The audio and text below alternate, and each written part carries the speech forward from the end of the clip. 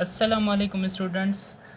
आज हम पढ़ने जा रहे हैं स्ट्रक्चर ऑफ नेफ्रॉन। नेफ्रॉन का स्ट्रक्चर कि नेफ्रॉन का स्ट्रक्चर कैसे होता है। बेसिकली जो नेफ्रॉन है वो हमारा basic and functional unit of kidney है। किडनी का जो बेसिक और फंक्शनल यूनिट होता है वो हमारा किडनी होता है, वो हमारा नेफ्रॉन होता है।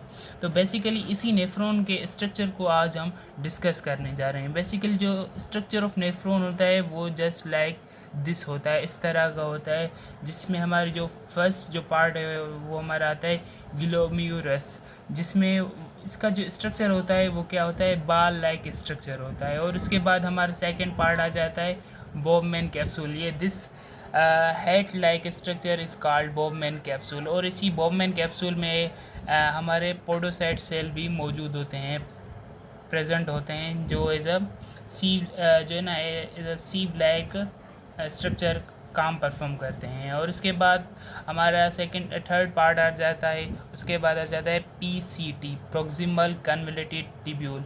और इसके बाद ये जो हमारा स्ट्रक्चर आता है इसे हम कहते हैं loop of Henle, loop of Henle. And the other one is DCT means distal convoluted tubule, and then the last part is collecting duct। तो आज हम बेसिकली इन सारे पार्ट्स को ब्रीफली स्टडी करने जा रहे हैं। तो बेसिकली जो आर्टरीज ब्लड लेकर आती है या जो आर्टरीज इंटर होती है नेफ्रॉन में, उसे हम कहते हैं अफेरेंट आर्ट्रियोल्स। अफेरेंट आर्ट्रियोल्स ये ग्रुप ऑफ आर्टरीज होती हैं, वो इंटर होती हैं इधर बॉबमैन कैप्सूल में, ग्लोमेरुलस में। और इसके बाद ये जो एग्जिट होती हैं तो वो बन जाती हैं एफेरेंट आर्ट्रियोल्स। पहले आती हैं वो क्या होती हैं, अफेरेंट, AFFARENT। और जब ये एग्जिट होंगी तो क्या हो जाएंगी, EFFERENT, एफेरेंट आर्ट्रियोल।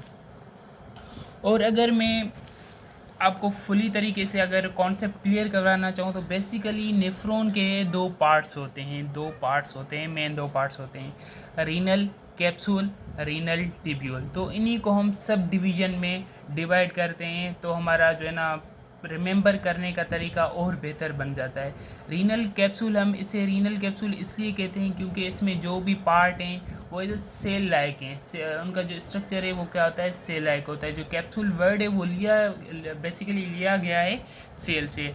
और दी next one is renal tubule. Renal tubule tube, जो टिब्यूल हम कहते हैं वो स्ट्रक्चर जो ट्यूब लाइक हो, ट्यूब लाइक होने की वजह से इसे हम क्या कहते हैं, रीनल टिब्यूल। तो रीनल कैप्सूल में बेसिकली हमारे इंक्लूड होते हैं ग्लोमेरुलस प्लस बॉबमैन कैप्सूल। ये दोनों स्ट्रक्चर, ये दोनों पार्ट होते हैं नेफ्रॉन के, जिसे हम रीनल कलेक्टिवली जिसे हम रीनल कैप्सूल भी कहते हैं। रीनल टिब्यूल में हमारे आ जाते हैं प्रॉक्सिमल कन्वोल्यूटेड टिब्यूल, जिसे हम शॉर्ट फॉर्म में या एब्रीवेशन में कहते हैं PCT, and the loop of Henle plus DCT। और डिस्टल कन्वोल्यूटेड टिब्यूल आ जाता है। तो बेसिकली एक और अगर मैं आपको MCQs बताना चाहूँ, जो बहुत ही स्टूडेंट जो है ना इसमें आके फंस जाते हैं, क्योंकि उन्हें वहाँ पे MCQs में रीनल कैप्सूल का ऑप्शन नहीं मिलता, तो वो जो है ना गड़बड़ कर जाते हैं। तो glomerulus plus Bowman capsule is also known as Malpighian body. Bowman capsule और ग्लोमेरुलस को हम कलेक्टिवली माल्फिजन बॉडी भी कह सकते हैं, रीनल कैप्सूल भी कह सकते हैं। ये तब होता है जब हमारे पास ऑप्शन नहीं हो रीनल कैप्सूल का और हमारे पास ऑप्शन आ जाता है माल्फिजन बॉडी का, तो हमारे पास जो करेक्ट ऑप्शन होगा वो क्या होगा, माल्फिजन बॉडी होगा।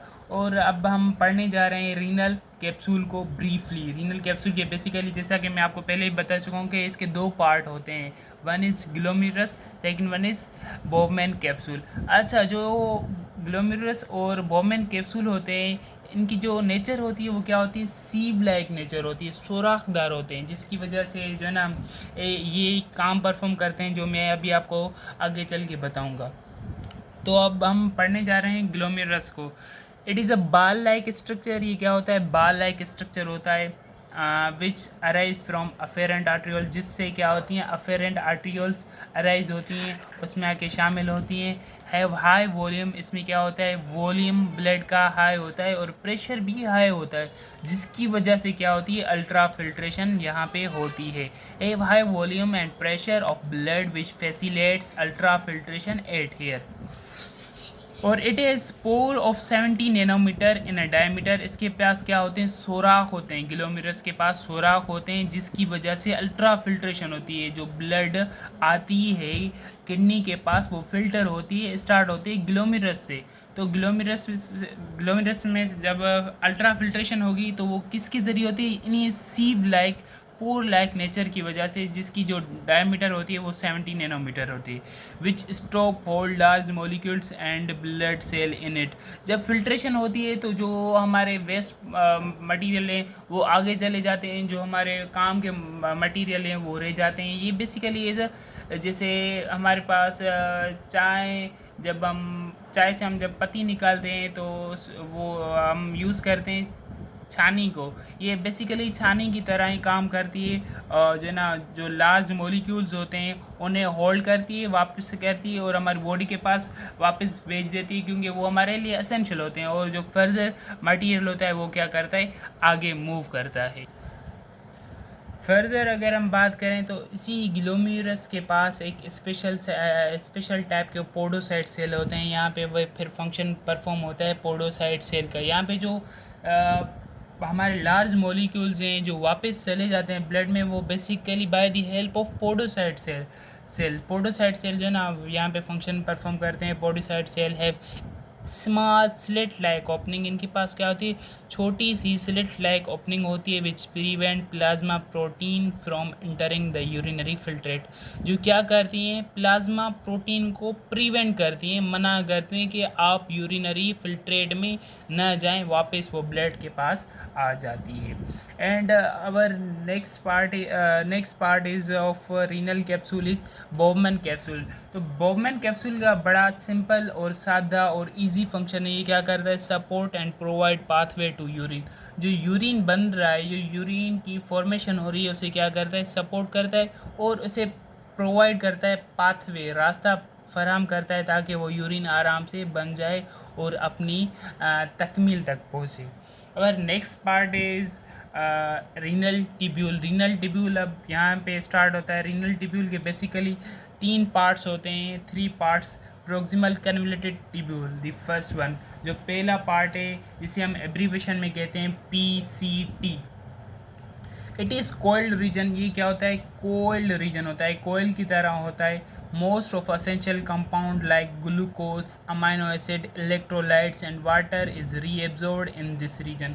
अब जो फिल्ट्रेट बन गया है ग्लोमेरुलस में और ये फर्दर आगे मूव कर रहा है बॉबमैन कैप्सूल का रास्ता लेकर, जब वो PCT प्रोक्सिमल कन्वोल्यूटेड टिब्यूल में पहुंचता है तो इसके पास अभी भी कुछ ऐसे जो ना न्यूट्रिएंट्स होते हैं, ऐसे मिनरल्स होते हैं जो हमारी बॉडी के लिए ज़रूरी होते हैं। तो जो है ना अभी यहाँ पे क्या होती है रीएब्जॉर्प्शन होती है। रीएब्जॉर्प्शन किसकी होती है जो ग्लूकोज, जैसा कि आपको पता है ग्लूकोज हमारे लिए as a energy function perform करता है। ग्लूकोज हमारे लिए ज़रूरी है, अमाइनो एसिड ज़रूरी है, इलेक्ट्रोलाइट ज़रूरी है और पानी हमारे लिए ज़रूरी है। तो इनको क्या होता है क्या कहते हैं रीएब्जॉर्ब करके वापस ब्लड स्ट्रीम में सेंड कर देता है।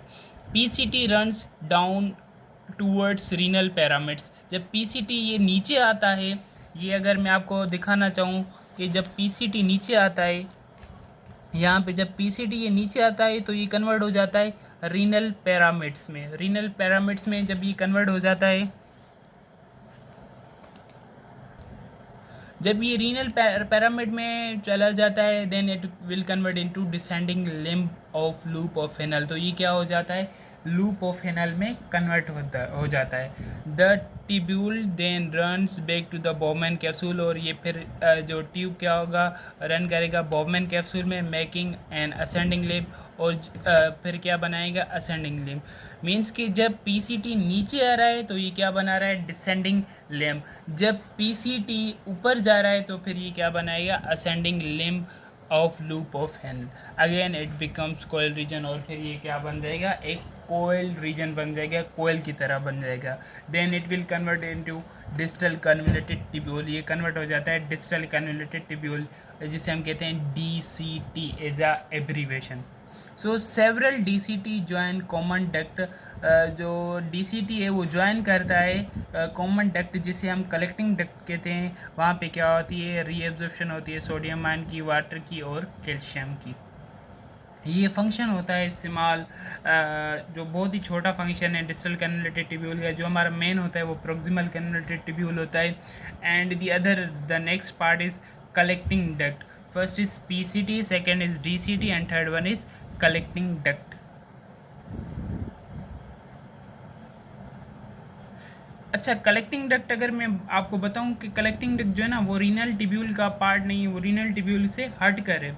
बेसिकली यहाँ पे जो मैं आपको पहले ही बता चुका हूँ कि proximal convoluted tubule loop of Henle, जो DCT limb of loop of Henle है ये, और ascending limb of loop of Henle collectively जिसे हम कहते हैं loop of Henle. Second one is this and third one is distal convoluted tubule, and the last part is collecting duct. जो हमारा आखिरी पार्ट होता है कलेक्टिंग डक्ट, ये क्या करता है, यूरिन को कलेक्ट करता है और रीनल पेल्विस में सेंड कर देता है, और फिर क्या होता है, यूरिन एग्जिट होता है हमारी किडनी से। तो बेसिकली ये था हमारे आज का topic which is structure of nephron. Structure of nephron मेरा ख्याल है इंशाल्लाह आपको समझ आ गया होगा, जो मैं आपको समझाना चाह रहा था, जो बेसिकली ये स्ट्रक्चर था नेफ्रॉन का। अगर कॉन्सेप्ट क्लियर हुआ हो, जो मेरी एक छोटी सी कोशिश है, इसको सराहते हुए वीडियो को लाइक करें, सब्सक्राइब करें। थैंक्स, अल्लाह हाफिज़।